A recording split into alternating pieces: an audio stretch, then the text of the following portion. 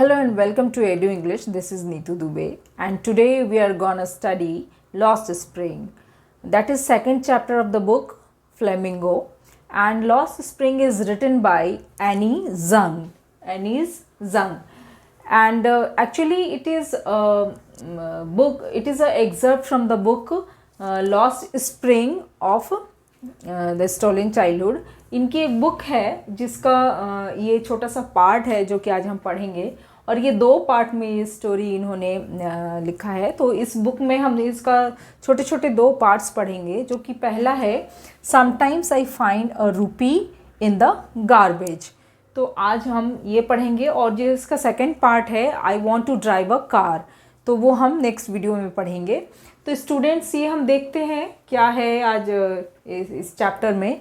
और मैं आपको बता दूं कि ये बहुत ही इम्पॉर्टेंट पॉइंट्स है जो मैंने आपके लिए लिखा है, और इसे आप ज़रूर लर्न कर ले. और एक बार एग्ज़ाम के पहले एट अ ग्लैंस जो है ये आपका काम आएगा कि एक बार आप इसे देख ले, एक बार स्क्रीनशॉट ले ले इसका आप, और एग्ज़ाम के पहले एट अ ग्लैंस आप इसको जस्ट ऐसे देखें और आपका रिवीजन हो जाएगा चैप्टर का.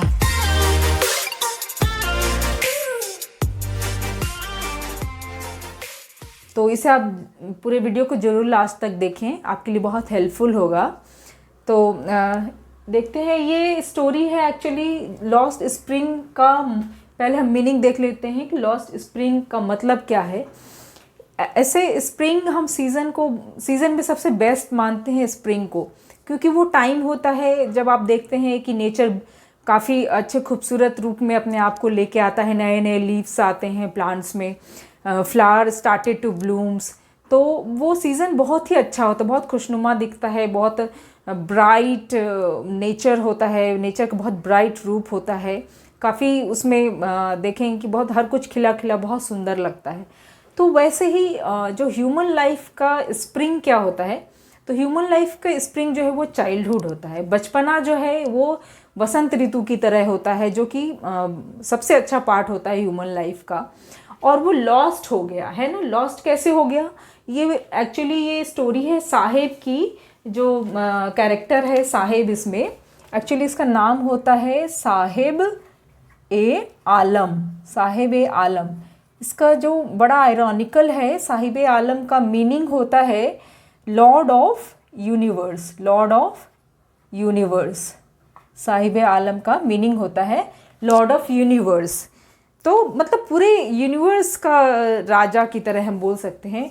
और बट आयरनी यहाँ पे क्या है कि जो साहिब है वो एक रैग पिकर होता है स्टूडेंट्स. तो रैग पिकर मीन्स कि रैग मतलब जो कूड़े कचड़े होते हैं ना, उनमें से जो चुन के कुछ कुछ सामान इकट्ठा करते. आपने देखा होगा कि कई ढेर होते हैं जहाँ कूड़े कचरे के, वहाँ पे छोटे छोटे बच्चे सैक बोरी लेके ढूंढते हैं और उसमें पिक कर करके रखते हैं उनमें. तो इनके लिए, इन बच्चों के लिए तो बड़ा ही वंडर था. इसलिए समटाइम्स आई फाइंड अ रूपी इन द गार्बेज ये लिखा है. तो बच्चों के लिए वो ट्रेजर हंट की तरह था कि जैसे उसमें ढूंढे और कभी कॉइन्स मिल जाए, उन्हें रुपीज़ मिल जाए तो उन्हें बड़ा खुशी होता था.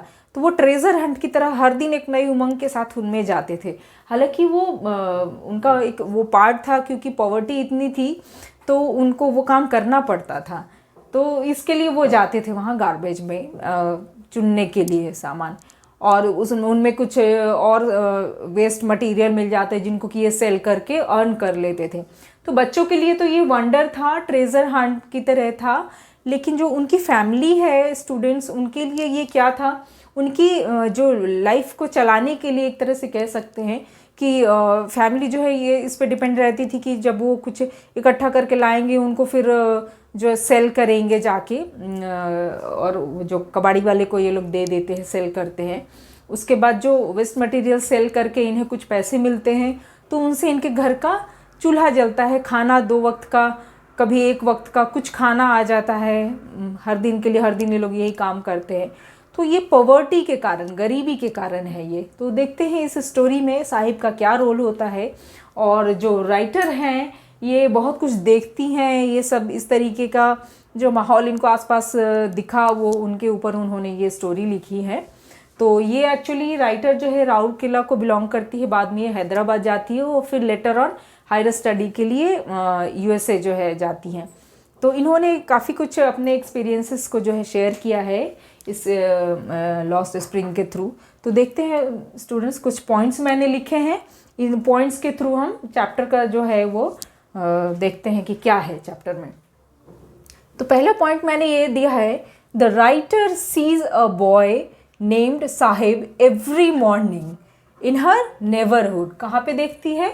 नेबरहुड में। The boy looks for some coins other thing in the garbage heaps. तो यहाँ पे राइटर जो है एनिजंग, ये क्या है, रोज़ एक लड़के को देखती हैं और उनके जो नेबरहुड में है, पड़ोस में रोज़ देखती है, सुबह सुबह एक बच्चा ये आता है और जो गार्बेज हीप होता है, जो इकट्ठे ढेर होते हैं गार्बेज का, उनमें से ये कुछ न कुछ ढूंढता रहता है। तो ये क्या, the boy looks for some coins, लेकिन बॉयज़ के मन में क्या था, वो रोज़ किसके लिए जाता है कि कुछ कॉइन्स मिलेंगे उसमें। तो वो वंडर की तरह होता है उसके लिए कि वो ढूंढता है गार्बेज में से कुछ और कभी कभी कॉइन्स मिल जाते हैं तो बहुत खुश होता है। और ये राइटर रोज़ देखती है कि ये बच्चे आते हैं, उनमें इसका नाम होता है साहिब। राइटर ने उससे पूछा भी कि तुम लोग यहाँ क्यों आते हो, तो वो उनके साथ कुछ और बच्चे थे, नाम पूछा तो उसने बताया, साहिब से उन्होंने बात किया, उसने बताया कि मेरा नाम साहिब आलम है। तो राइटर को थोड़ा सा लगता भी है कि कैसी आयरनी है, व्हाट एन आयरॉनिकल नेम, कि साहिब आलम का मतलब क्या होता है और इसका काम क्या है। तो इसके लिए राइटर को बहुत दुख भी होता है। और नेक्स्ट पॉइंट देखते हैं। One day the writer talks to the boy, she comes to know that these people have migrated from Bangladesh, their fields and homes were swept away by storms. They had nothing to eat, so they came to a big city and started living there. तो ये क्या है, writer जब उनसे बात करती हैं तो राइटर को पता चलता है कि ये जो बच्चे हैं ये माइग्रेटेड मतलब कहाँ से आए हैं, ये बांग्लादेश से आए हैं। बांग्लादेश को छोड़ के ये इंडिया में आ जाते हैं। और ये कहानी है एक्चुअली, ये बच्चे जो है वो रहते हैं दिल्ली में, जो सीमापुरी एक एरिया है जो कि बिल्कुल एंड में पड़ता है। तो वहाँ पे ये अपना, जो आपने सुना होगा, झुग्गी झोपड़ी वगैरह लगा के, अपना झोपड़ी बना के, और वहाँ पे ये रहते हैं जो भी बांग्लादेश से माइग्रेट होके आए हैं। और ये इनको माइग्रेट क्यों होना पड़ा, वहाँ पे अपने वो जो भी है हरे भरे खेतों को भी छोड़ के क्यों आए, क्योंकि जितने भी उनके खेत जो फील्ड्स होते थे उनमें फसल लगे होते थे, बड़े मेहनत करके इन लोगों ने वो काम किया होता था। और जब वहाँ पे क्या है, बार बार तूफ़ान आती थी, जब भी तूफ़ान जो आती थी ये क्या है, स्वेप्ट अवे बाय स्टॉर्म्स, बड़े बड़े तूफ़ान आते थे और उसके बाद उनके जो घर है और फसल सब बर्बाद हो जाते थे, हर बार अपने साथ उड़ा के ले जाते थे जो तूफ़ान है।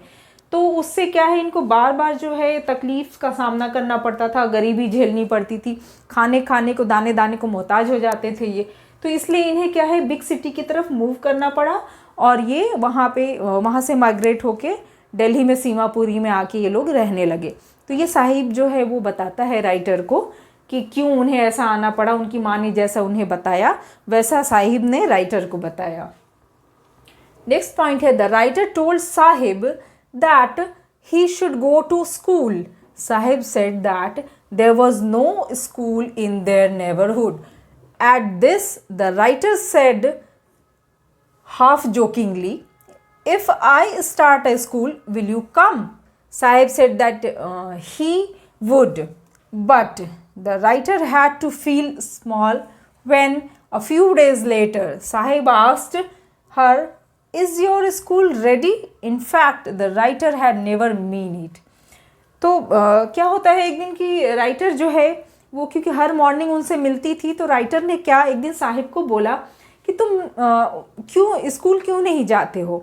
तो हालांकि राइटर ने ऐसे ही कह दिया था, उन्होंने बहुत कुछ सोचा समझा नहीं उनके आगे पीछे कि वो क्या बोल रही है। बस उन्हें लगा कि ये जी स्कूल जाने की है, मस्ती करने की है, बच्चे ये क्या काम कर रहे हैं कूड़े कचड़े में घुस के। तो वो जस्ट ऐसे ही कह देती कि साहिब तुम स्कूल क्यों नहीं जाते हो। तो साहिब ने आंसर किया कि मेरे घर के आस पड़ोस में कोई भी स्कूल नहीं है। तो राइटर ने ऐसे ही मतलब हंसते हुए बिना सोचे समझे हाफ जोकिंगली ऐसे कह दिया कि क्या अगर मैं स्कूल खोलूँगी तो तुम आओगे साहिब। तो साहिब ने कहा कि हाँ मैं ज़रूर आऊँगा। तो पर राइटर को काफ़ी अच्छा नहीं लगता है। जबकि एक दिन साहिब ने उनसे ये पूछा, जब मिला साहिब एक दिन अचानक से, तो साहिब ने पूछा कि क्या आपका स्कूल तैयार हो गया है। तो राइटर को बहुत बुरा लगा। उन्होंने ऐसा बोला, ऑकवर्ड फील हुआ उनको कि मैंने तो बहुत गलत बात कर दी, क्योंकि मुझे स्कूल तो नहीं खोलना था, बट मैंने ऐसे ही जस्ट उसके व्यू जानने के लिए मैंने ऐसे बोल दिया था, जो कि मुझे बोलना नहीं चाहिए। बाद में बहुत रिपेंट हुआ राइटर को कि इस तरीके का मतलब एक गरीब बच्चे के साथ ऐसा मजाक टाइप का हो गया और ये उन्हें नहीं बोलना चाहिए था।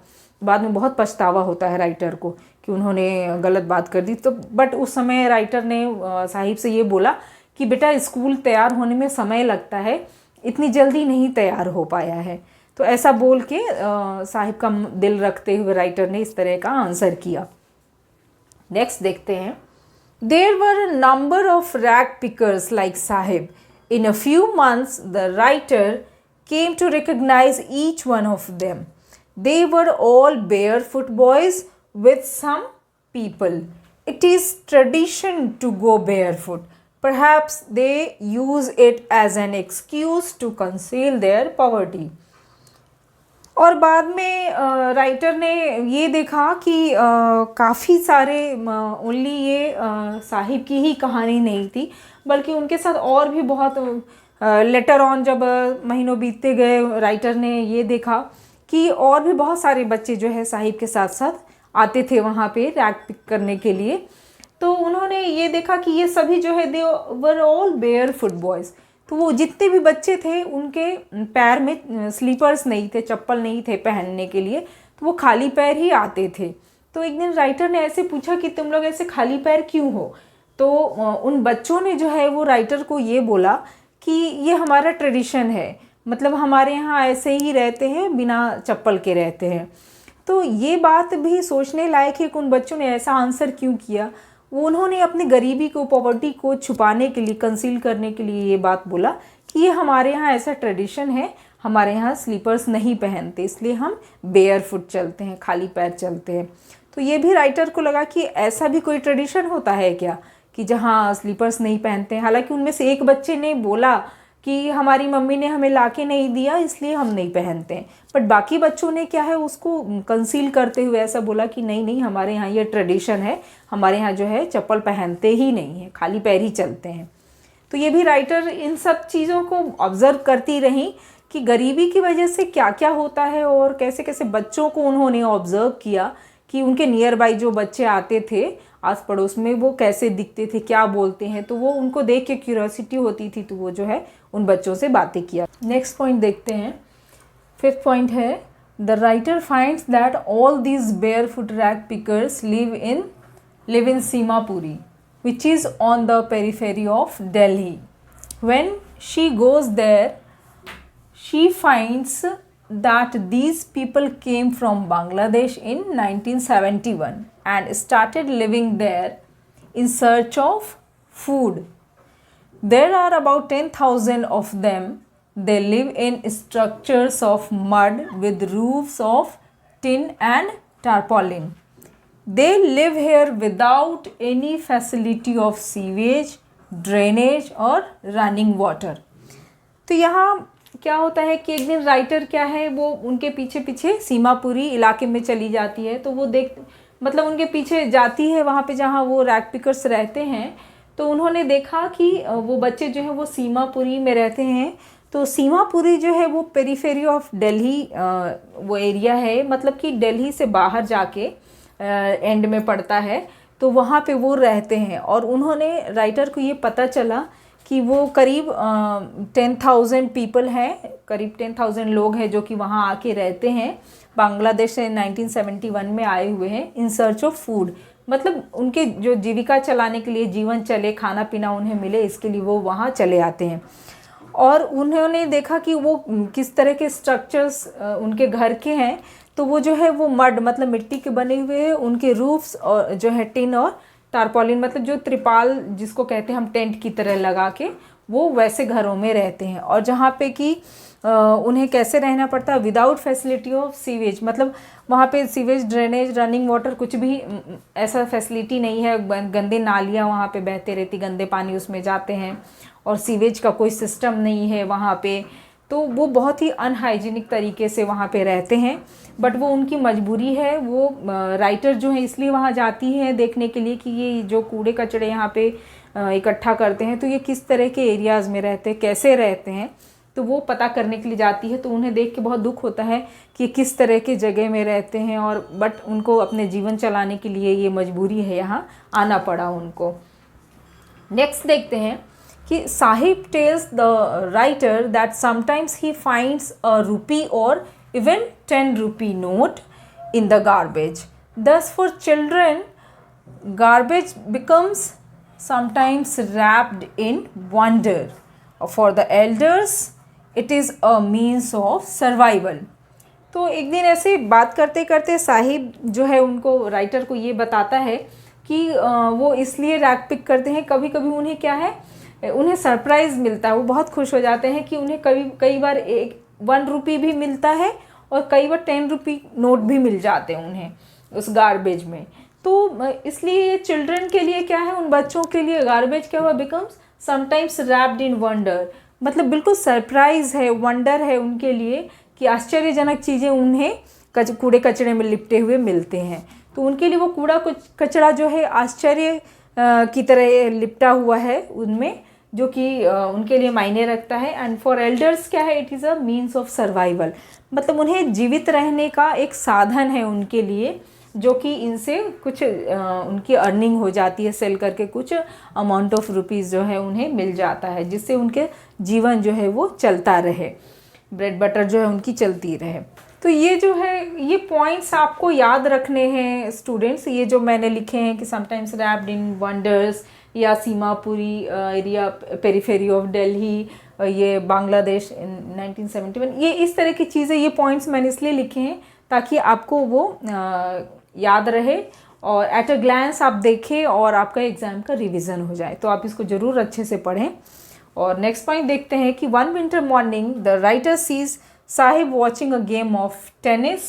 Sahib says that he like this game, he is wearing shoes discarded by some rich boy and given to him, but the game he is watching is out of his reach. तो ये क्या होता है, एक ठंडे का टाइम होता है, विंटर का सीज़न है, और मॉर्निंग के टाइम में राइटर जो है वो साहिब को देखती है कि वो क्या गेम ऑफ टेनिस जो है वो देख रहा है, टीवी स्क्रीन पे देखती है राइटर की साहिब टेनिस देख रहा है। तो वो उससे पूछती है कि तुम ये देख रहे हो, तुम्हें अच्छा लगता है क्या? तो साहिब ने क्या बताया कि वो इस गेम को पसंद करता है, और उसने वो शूज़ भी पहन रखे थे जो कि टेनिस शूज़ थे, किसी रिच बॉय ने उसे दिया था, जो कि अब उसके काम के नहीं था, तो उसने उसे छोड़ दिया था और उस साहिब को दे दिया था। तो साहिब ने उस शूज़ को, पुराने शूज़ को पहना हुआ था, और वो कहता है कि मुझे ये गेम ज़रूर पसंद है और मैं देख भी रहा हूँ इसे, लेकिन ये मेरे पहुँच से बाहर है, आउट ऑफ हिज रीच। वो समझता है कि इतने पैसे हमारे पास नहीं है कि हम इसको अफोर्ड कर सके, तो वो कहता है कि ये हमारे पहुँच से बाहर है। तो नेक्स्ट पॉइंट है, Sahib starts working at tea stall, he is paid 800 rupees. How much rupees? 800 rupees, and given all the meals, but now he is not free and he is no longer his own master. तो ये हम देखते हैं students, एक दिन क्या होता है कि राइटर जो है वो साहिब को देखती है कि अब वो रैक पिकिंग नहीं कर रहा है, बल्कि वो कहाँ देखती है उसे, एक टी स्टॉल पे काम करते हुए। तो राइटर ने देखा कि साहिब जो है वो टी स्टॉल पे काम कर रहा है, उससे बातें करी, तो पता चला कि अब साहिब रैक पिकिंग की जगह जो है टी स्टॉल पे काम करता है, जिसके बदले उसे 800 रुपीज़ मिलते हैं, एंड ऑल द मील्स, जितने और बाकी टाइम का जो खाना पीना है वो उसे फ्री में मिलता है वहाँ पे। तो साहिब अब काम करने लगा है, और क्योंकि उसे वहाँ खाना भी मिल जाता है फ्री में, 800 रुपीज़ भी मिल जाते हैं, तो वो अपने घर के लिए अब काम करना शुरू कर देता है। और वो पहले की तरह फ्री नहीं है, जो मौज मस्ती में रैक पिकिंग के लिए जाते थे, खेलते कूदते फ्री रहते थे। अब क्या है, वो एक टाइम से बंध गया है कि उसे उतने टाइम जो है टी स्टॉल पे काम करना है, क्योंकि वहाँ से उसकी अर्निंग हो रही थी, जो कि उसके लिए ज़रूरी था, मीन्स ऑफ सर्वाइवल बन गया था अब उसका। पहले क्या था, कूड़ा कचरा चुनना था उसके फैमिली के लिए मीन्स ऑफ सर्वाइवल, और अब क्या बन गया है, टी स्टॉल पे काम करना, जहाँ उसे कुछ पैसे मिल जाते हैं। और वो अब पहले की तरह फ्री बिल्कुल भी नहीं था।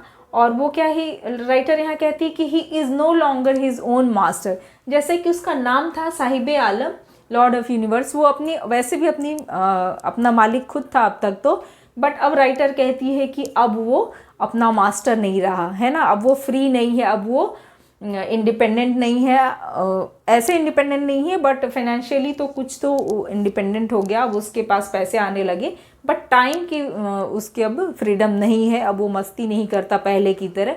तो स्टूडेंट्स यहाँ पे पॉवर्टी तो दिखाया ही है इसमें, और चाइल्ड लेबर को भी शो किया है कि छोटे से बच्चे को अब जो है पैसे अर्न करने के लिए टी स्टॉल पे काम करना पड़ता है। तो आपने बहुत सारे बच्चों को देखा होगा चाइल्ड लेबर करते हुए, वो उनकी मजबूरी है, पॉवर्टी की वजह से चाइल्ड लेबर करते हैं। दो थीम है इसमें, इसके थीम दो क्या है, एक है पॉवर्टी एंड दूसरा है चाइल्ड लेबर, है ना। तो ये आप याद रखेंगे और ये पॉइंट्स आप लर्न कर लेंगे तो बहुत ही हेल्पफुल होगा आपके एग्ज़ाम के लिए। और ये पॉइंट्स बहुत ही इंपॉर्टेंट है स्टूडेंट्स, मैंने वही पॉइंट्स लिखे हैं जिसके बेस पे आप सारे क्वेश्चन आंसर्स इस चैप्टर से रिलेटेड कर सकते हैं, और आपके एग्ज़ाम्स आने वाले हैं। So all the best for your exams, as बहुत स्टूडेंट्स के प्री बोर्ड स्टार्ट हो गए हैं, बहुतों के स्टार्ट होने वाले हैं। तो आप अपनी तैयारी जारी रखें और बने रहें हमारे साथ वीडियो में। Thank you for watching my video, and if you like then please like, share and subscribe.